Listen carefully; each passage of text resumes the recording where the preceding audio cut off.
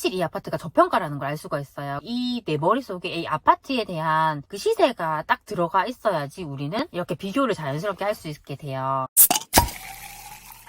안녕하세요, 세비티입니다. 오늘은 직장에 다니면서 어떻게 부동산 공부를 할 수 있을까? 그 방법에 대해서 말씀을 드리려고 합니다. 저는 직장에 다니면서 부동산 공부를 꾸준히 했어요. 그걸 어떻게 했는지 궁금해 하시는 분들이 많을 것 같아서 오늘 영상을 찍어보기로 했습니다. 일단 가장 중요한 첫 번째가 뭐냐면 시간 확보입니다. 직장 생활을 하다 보면 직장에 매여 있는 시간이 훨씬 많아요. 집으로 돌아오게 되면 저녁을 먹고도 쉬다 보면 잠이 들잖아요. 이렇게 흘러가는 대로 살다 보면 내 시간을 확보할 수가 없습니다. 그래서 강제적으로 이 시간을 확보를 해야 돼요. 저 같은 경우는 항상 새벽 4시에 일어나서 새벽 시간, 3시간을 꼭 확보를 했고 그 덕분에 꾸준하게 공부를 할 수 있었어요. 하지만 저처럼 아침형 인간이 아닌 분들은 힘들 수가 있습니다. 그래서 그런 분들 같은 경우는 저녁에 정말 잠들기 전까지의 시간을 최소 3시간이라도 확보를 해놓으시면 꾸준하게 할 수 있는 것 같아요. 저는 어떤 일이든 간에 내가 시간만 확보할 수 있으면 그 시간 안에 내가 하고 싶은 걸 넣으면 돼요. 그렇게 하면 꾸준히만 한다면 저는 안 되는 게 없다고 생각합니다.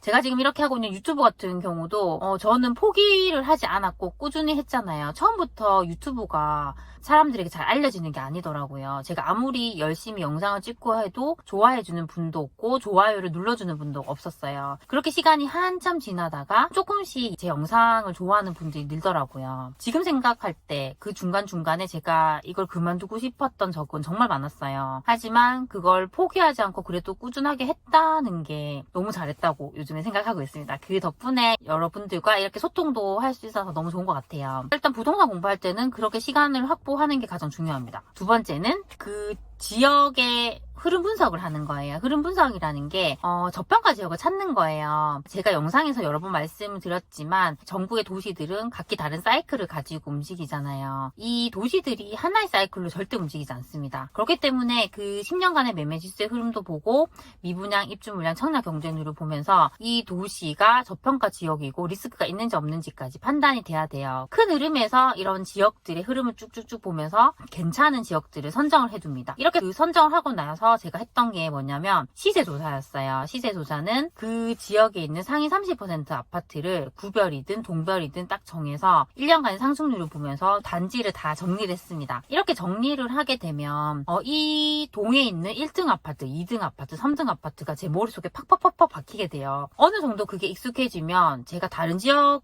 이 지역을 비교를 하게 되더라고요. 이 지역의 1등 아파트가 6억인데 이 지역의 1등이 5억이라고 하면 여기가 더 싸잖아요. 근데 인구를 비교해도 큰 차이가 없고 예전에 이 두 아파트를 비교했을 때 흐름도 비슷했다면 확실히 이 아파트가 저평가라는 걸 알 수가 있어요. 이 내 머릿속에 이 아파트에 대한 그 시세가 딱 들어가 있어야지 우리는 이렇게 비교를 자연스럽게 할 수 있게 돼요. 제가 항상 말씀드리지만 부동산 투자는 상대평가예요. 절대평가가 아니에요. 항상 이 아파트 하나만을 보고 여기가 비싸다, 좋다 이거 판단할 수가 없습니다. 내가 최대한 시세를 많이 알아야지 다른 단지들과 이렇게 비교를 할 수 있기 때문에 저는 이 작업을 되게 꾸준히 했던 것 같아요. 그리고 세 번째는 그렇게 추렸던 단지를 가지고 임장을 다니는 겁니다. 직장인이시라면 평일은 힘들 수가 있지만 주말에는 내 시간이 확보가 되잖아요. 주말에 최대한 다른 곳으로 여행 가지 마시고 내 가족들과 임장 여행을 가시는 게 되게 좋아요. 저는 지금도 여행 안 가고 임장 여행을 다니고 있습니다. 첫째 아이 초등학교 1학년 때부터 다녔는데 지금 4학년이니까 4년을 다닌 거죠. 그렇게 꾸준하게 계속 다니다 보니까 이제 제가 아는 지역들이 점점 더 많아지는 거예요. 확실히 우리가 그냥 인터넷만 보고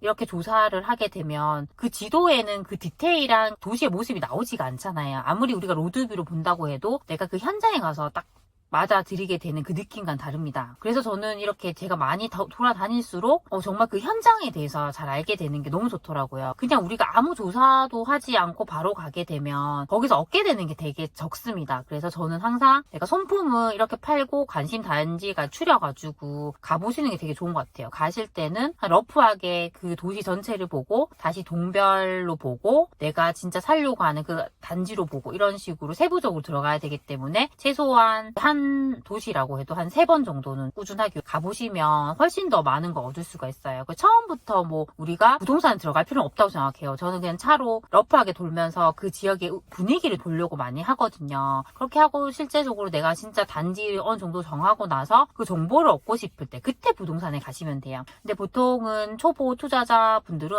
임장이라고 하면 바로 부동산 소장님과 면담하는 거 떠올리더라고요. 그런데 내가 당장 사지도 않을 건데 소장님 만나야 된다 생각하면 그게 부담이라서 임장을 미루고 이렇게 하시더라고요. 아니면 내가 혼자 못 가겠으니까 다른 사람이랑 항상 같이 가야 된다 이렇게 생각을 하시는 것 같아요. 다른 사람이랑 같이 갔을 때 안 좋은 점이 있어요. 그게 뭐냐면 나도 이 물건이 좋은데 다른 같이 간 그 사람도 이 물건이 좋은 거예요. 그러면 서로 같이 좋은 마음으로 갔다가 이게 트러블이 생길 수가 있더라고요. 제가 이렇게 임장을 다니면서 느낀 게 가장 좋은 방법은 그냥 우리 가족이랑 가면 가장 좋아요. 내가 여기가 좋고 남편이 여기가 좋아도 그냥 어차피 우리 집에서 그걸 할 거니까 상관이 없잖아요. 다른 분들이랑 같이 다니게 되면 시간을 정해야 되잖아요. 저는 항상 갑자기 내가 가고 싶을 때 떠나야 되는 사람이라서 그게 싫었어요. 항상 뭐 주말에 아침에 뭐 날씨가 좋으면 오늘 우리 그냥 임장 갈래? 이렇게 해서 그 전에 제가 검토해 두었던 그런 뭐 단지를 보러 간다던가 아니면 평소에 보고 싶었던 그런 지역을 보고 싶어서 간다던가 이런 식으로 갑자기 떠나는 경우가 많아요.